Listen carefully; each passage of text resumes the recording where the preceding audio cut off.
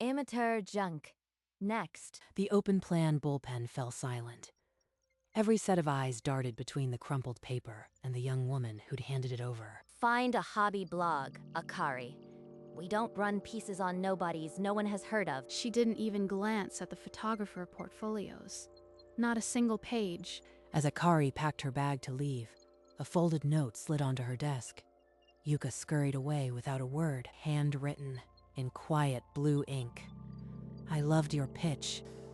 Outside the Lumiere building, Akari stopped, her hand clenched around the crumpled pitch, and that single note. One person saw what I was trying to do.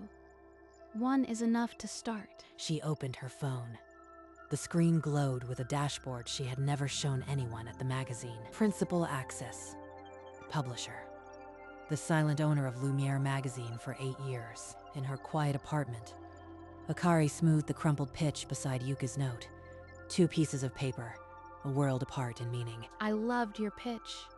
A stranger understood why I walked through that door. She unlocked a hidden drawer.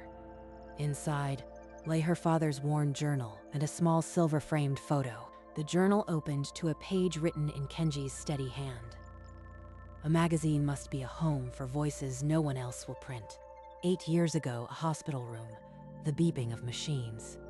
Kenji had called her close. Akari, the magazine is yours now. Not the glossy pages, but its soul. Protect it. He pressed a brass key into her palm, the principal access token, the publisher's silent throne. I swore I would keep Lumiere faithful to his vision. I even hid my name so the work would speak for itself. Tonight, that promise echoed louder than ever. She moved to the dusty old publisher's office her father had left behind. Tomorrow, she would begin, not as an anonymous publisher, but as the guardian her father had asked her to be. In the old publisher's office, Akari traced her father's initials carved into the desk. Every surface held a promise. He built this magazine to lift unknown voices. Kaori buried that mission under celebrity covers. She opened her phone, scrolled past the dashboard, and found a name she had not contacted in months. Ren, a photographer she trusted. Akari? It's been a while. Everything okay? I have a project. Young female photographers no one is publishing. I want to feature them. Can you help? That sounds incredible. I know exactly the talent. Let's meet tomorrow, my studio. They set a time. Akari hung up, and for the first time that day, the tightness in her chest loosened. One call, it's a start. The first real step out of the silence. She looked up at the Lumiere sign, its gold letters reflecting the sunset. The magazine she owned but had never fully led. Soon, everyone would know who Akari really was. But first, she would build the feature that her father would have loved. Next morning, Akari entered Ren's studio, the scent of Fixer drawing her in. Ren looked up from a light stand. You are here. I've been thinking about your project all night. Akari smiled. Show me what you have. I want to see the photographers you believe in. Ren spread large prints across the table, faces of young women, bold and unguarded. Every one of them has been rejected by mainstream magazines. Too raw, too unknown, too honest. Too honest. The same reason Kaori threw my pitch in the trash. They stood together, Akari's finger tracing a portrait. Ren watched her silently. You never told me how you plan to get this published. Do you have an in at Lumiere? Something like that. I know people who owe me a favor. This feature will happen. I am in. Whatever you need. Photos, contacts. My camera's yours. Back at Lumiere, Akari stepped into the morning editorial meeting just as Kaori's temper detonated across the table. Yuka, this article draft looks like a student wrote it. Are you even trying? She always goes for the weakest. Yuka hasn't even been here a year. Enough. We're running the celebrity wedding exclusive on the cover. Actual journalism can wait its turn. The meeting ended with Yuka, near tears and the editorial direction even shallower than before. I've watched long enough.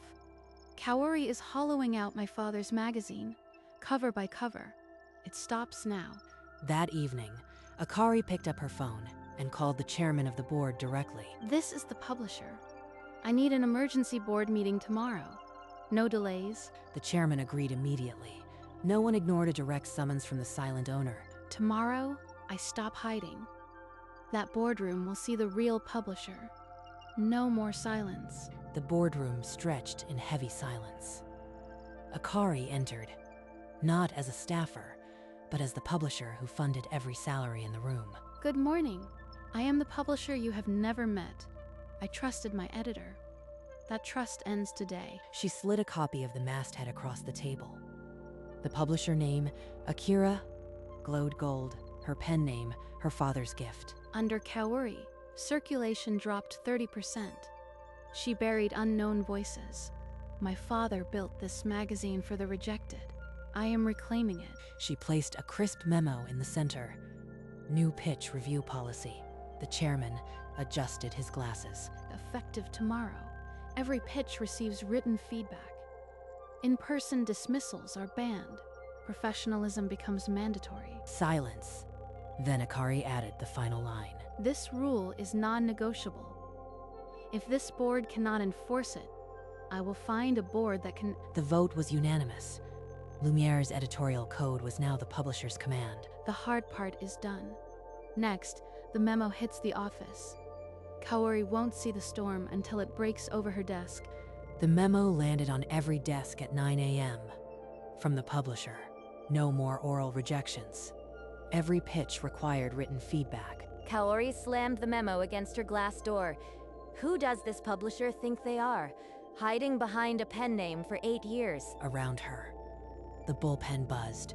Staff whispered about the mysterious publisher who had never shown face. From her desk, Akari said loudly, "This is a great step. Finally, some accountability." Kaori's eyes snapped to her. Yuka saw her chance. Clutching a new pitch, she approached Kaori's inbox and slid it in. The policy protects me now. She has to give real feedback, not just humiliation. Kaori retreated to her computer and began searching corporate records. The pen name, Akira, led to a trust, not a person. A trust. No photo, no biography. Someone in this office knows who Akira really is, and I will find them. Yuka returned to her desk and caught Akari's eye. A silent nod passed between them. The resistance had a shape now. The policy is working. But Kaori's digging. It's only a matter of time before she connects the dots. By noon, Kaori's feedback hit Yuka's inbox.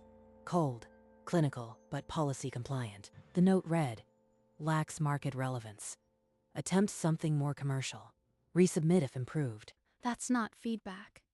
That's dismissal in fancy fonts. Yuka deserves better. After hours, Akari asked Yuka to stay. A single desk lamp clicked on in the empty office. Your pitch has real heart. Let's sharpen the angle and bring out your voice. You can do this. But Kaori said it was worthless. Why are you helping me? Because I've been where you are. And because good work deserves a champion. From the darkened hallway, Kaori watched, her phone recording their every word. Akari. Always encouraging the rejects. She's definitely connected to the publisher. I'll find out who you really are, Akari. Even if I have to tear this office apart. Saturday morning, Akari and Ren met at a sunlit park. Their first subject, a shy photographer named Hana, waited near the cherry trees. The light is perfect. She has a raw honesty no big magazine would capture. This is why I love photography. This is what my father meant. Stories that make you feel instead of just consume. You've been hesitant about how you'll publish this. What's your real connection to Lumiere? My father founded it. He built Lumiere to be a home for voices like Hana's. I've tried to honor that. You tried to? Akari, what are you not telling me? Before she could answer, the workday ended. That afternoon, back at Lumiere, a shadow fell across her path in the empty hallway. I've been watching you, Akari, encouraging Yuka, championing rejects. Who gave you that authority? I believe in good work. That's not a crime. It is when you are hiding something. Tell me, are you Akira? I'll make you confess in front of everyone. Yes, Kaori. I am Akira. I have been the publisher of this magazine for 8 years. You? Then come.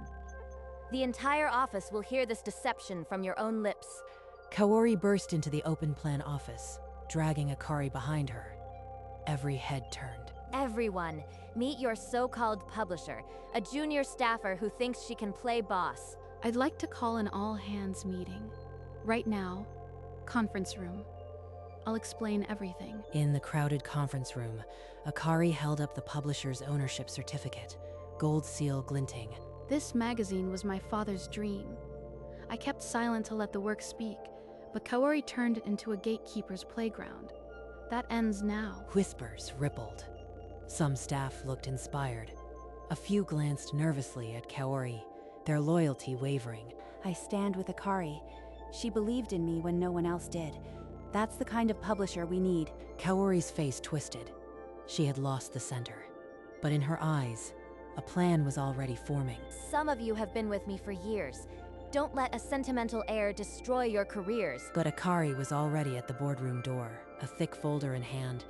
She had not come alone. Board backing sealed her authority. Effective immediately, a full audit of Kaori's editorial decisions will be conducted. Transparency is not optional. I'd like to assist with the audit. I've seen how many good ideas Kaori buried. Together, they excavated the archives. Rejected pitches, dozens, each marked with dismissive red. One file held a photographer's plea. I know my work is raw, but please just look. Kaori had written, not fit for Lumiere. These weren't rejections. They were erasures. My father would have given them a platform. Look at the diversity numbers. She only approved pieces from people she already knew. It was nepotism. A mid-level editor, once loyal to Kaori, knocked on Akari's door. They slid a memory stick across the desk. Inside, petty cash records with Kaori's signature. The audit had just graduated from mismanagement to potential fraud. Kaori locked herself in her office and opened the financial server. Her fingers flew across the keyboard. Delete, delete, delete. If I wipe the petty cash logs, the audit falls apart. They have no proof without these files. But the security system recorded every keystroke. Akari watched the live feed from her tablet, her expression hardening. She intercepted Kaori in the server room corridor, a USB drive containing the original files in her hand. Deleting evidence is a felony. Kaori, everything you tried to erase is backed up.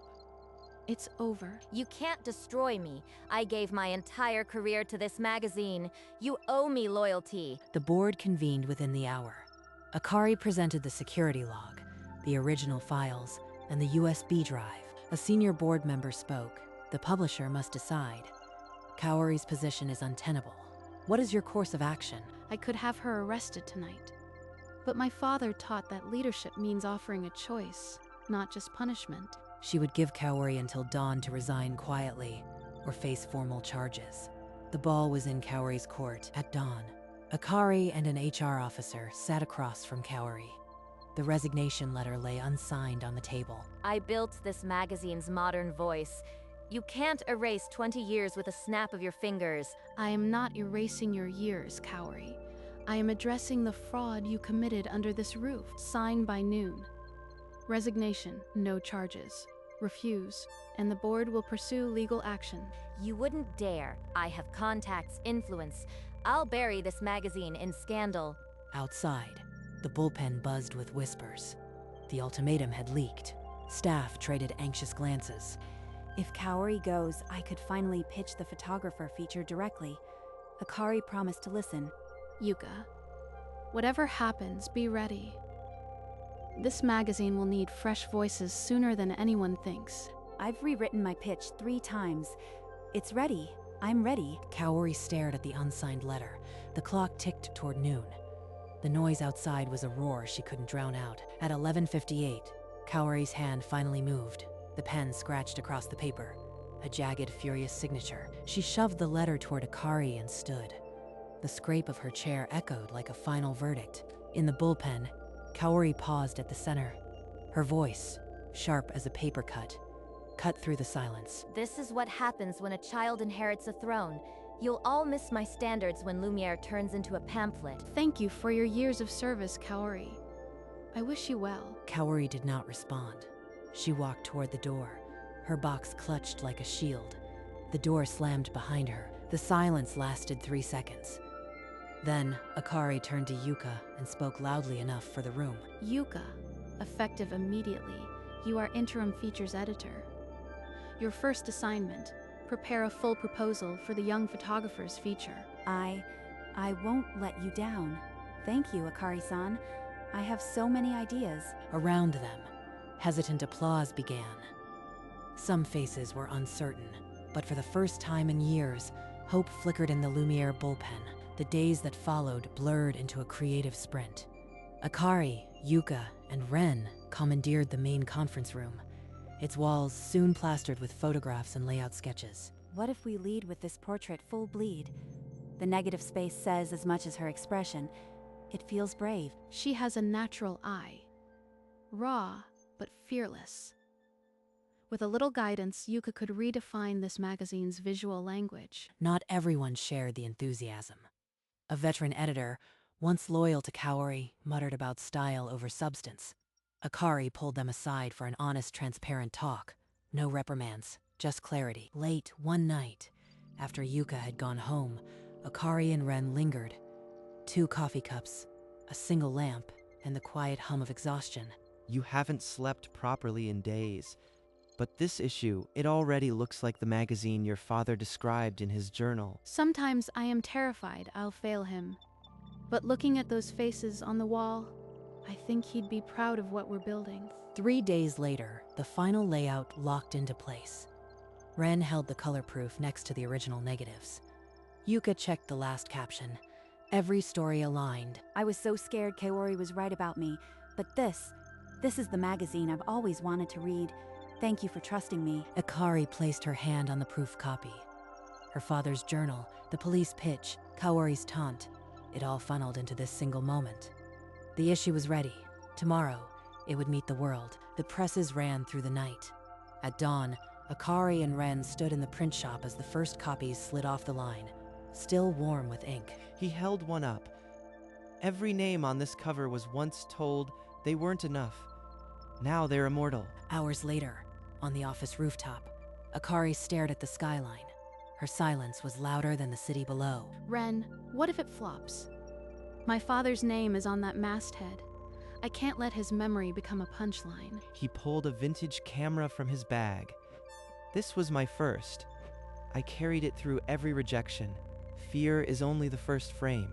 She took the camera, their fingers brushing. For a second, the distance between them almost disappeared. The door burst open. Yuka's voice cut through. Akari-san, the pre-orders just broke 1,000. Online chatter is exploding. They spun around. Yuka, breathless, held up her tablet. The dashboard showed a steep climbing curve. Akari exhaled. It's not circulation data yet, but it's a pulse. The first sign this issue is alive. Ren gave her a quiet nod. Outside, the city lights flickered on. Tomorrow, the world would judge. Tonight, they believed. The morning of release, Akari sat at her desk, the new issue lying unopened. Her phone stayed stubbornly dark. The pre-orders were good, but if this flops, I've gambled my father's legacy on a hunch. Hours crept by, then a sharp cry cut through the bullpen. Look, the sales tracker just exploded. Circulation is up 40% already. The graph climbed like a rocket, shattering every conservative projection the board had drawn. Within an hour, Number Lumiere Revival skyrocketed online. The unknown photographers Akari championed were shared by thousands. At a downtown kiosk, the stack of fresh issues vanished. A commuter grabbed the final copy, smiling at the cover. In her dim apartment, Kaori watched a news segment praising the magazine's revival. Her knuckles whitened around the remote. That little fool.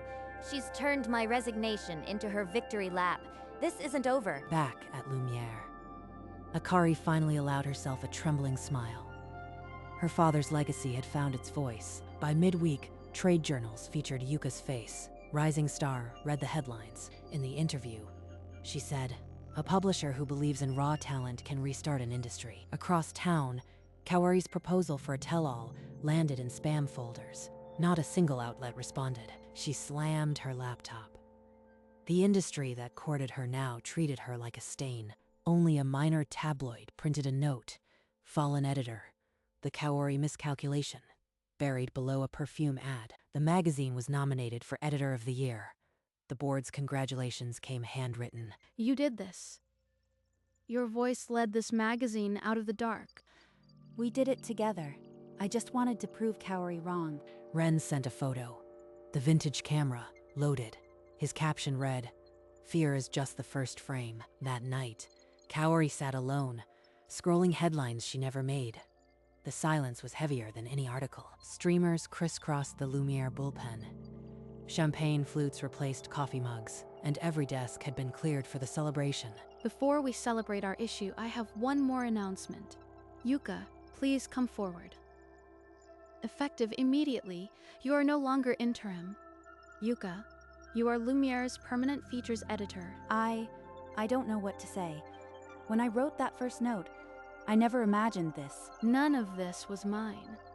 My father once wrote, "A magazine must be a home for voices no one else will print. Tonight, this home is yours." The room erupted. Clapping, cheering, a few tears. Yuka embraced Akari, hiding her face. Ren raised his glass from the back, smiling. Dad, I finally did it. Your magazine is a home again. For the first time in 8 years, Akari didn't feel like a silent guardian. She was simply the publisher, surrounded by family she'd built. To Akari, she taught me that believing in someone can rewrite their story. The party lasted late into the night, but the real story was just beginning. Lumiere was, at last, a magazine for the ones no one else would print. A week later, Akari walked through the quiet cemetery, cherry blossom petals drifting around her feet. She carried white flowers and the latest issue of Lumiere. She knelt before her father's grave. The stone was cool beneath her fingertips. She laid the flowers against it. I finally kept my promise, Dad. The magazine is a home for voices again. She placed the magazine beside the flowers. The cover glowed with young faces, his legacy, reborn. I hope you are watching. Every page carries your dream. She traced his name carved into the stone. A breeze stirred the petals. You once told me to protect its soul. I finally understand what that means. She smiled through tears, no longer burdened by the silence that had hidden her for 8 years, standing. She looked at the sky, then back at the magazine one last time. Thank you, Dad. Lumiere will always belong to the ones no one else will print. That evening, Ren waited outside the cemetery gate. Without a word, he led her to a rooftop restaurant overlooking the city. The last rays of sun painted the sky amber. Akari looked out over the skyline, a quiet peace settling in her eyes. Akari, I need to tell you something. When I saw you fight for those photographers, I fell for you, not the publisher. Just you. I was terrified of letting anyone close. But you never asked me to be the publisher. You just saw me. I'll always see you. They stood, and the space between them closed. The city fell away, leaving only the soft exhale before a kiss. Her lips met his as the sun dipped below the horizon. It was gentle, certain, and exactly where she was meant to be. Finally, something just mine. Not a legacy, not a secret. Just this. They leaned against the railing, her head on his shoulder, the first stars pricking the violet sky. The magazine was reborn, her father's promise fulfilled. And now, the woman who hid for 8 years had finally stepped into the light. The next morning, Akari paused at her desk. The office was quiet, washed in the pale gold of early light. A small framed photo of Kenji sat beside the latest issue, Yuka's name on the feature's masthead, and a handwritten thank you card from a young photographer. Next to them, a new nameplate gleamed. Akari, publisher. She traced the edge of her father's photograph, her touch light as a promise. We did it, Dad. The magazine is a home again. Her voice was barely a whisper, meant only for the glass and paper that held her history. No more hiding. No more silence. She stood there, feeling the weight of 8 years lift, replaced by something lighter, something that felt like beginning. Outside, the city stirred. Inside, Lumiere was finally in the right hands. The woman who had once been silenced now owned every page. And from her desk, she began the next chapter.